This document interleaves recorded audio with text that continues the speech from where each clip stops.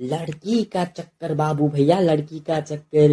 प्रभु यमराजले मलाई high high high भन्नुभयो। मैले हेलो हेलो हेलो भन्दै म लागेँ कलेजतर्फ। एक्जाममा फेल भएपछि के गर्ने भन्दा सेकेन्ड अप्सनमा मैले चटपटे ठेला खोल्ने सोच गरेँ। त्यो व्यापारमा बाँकी गएको खाता हेर्दा यो बिजनेसबाट मेरो मनै हरायो। सबैलाई ढाकाटोपी दिवसको मङ्गलमय शुभकामना भन्दै मेरो प्यारी कलेजबाट लागेँ म 50 लाखको बसमा घरतिर।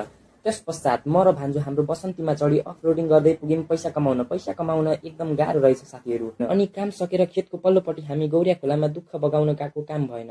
घर पुगेर भान्जोले सूर्य प्रणाम आसन सिकाए अनि भान्जो गुड नाइट। म चाहिँ 2 नम्बरमै फाडे खतरा साइकल पेल्दै पुगेँ म ठुलो मम्मीको घर। त्यहाँ मेरी दिदीको टिकटक हेरेको मनबाटै एकदम बिजोग लागेर आयो। साथीहरू, टिकटकको केटीमा विश्वास नगरे फेरि जिन्दगी सुहा हुन्छ। मेरा भाइहरूले एकछिन स्टडी गरे because it's very important in our life. मेरो भाइहरू फेरि राजे समाल र निखिल उप्रेतीको फेन। एकछिन रेस्ट गर्दैनन्। 24 घण्टा डिसुम डिसुम डिसुम या डिसुम डिसुम डिसुम। फाइनली डाइरेक्टर आएर सिन कट गर्नुभयो अनि गेम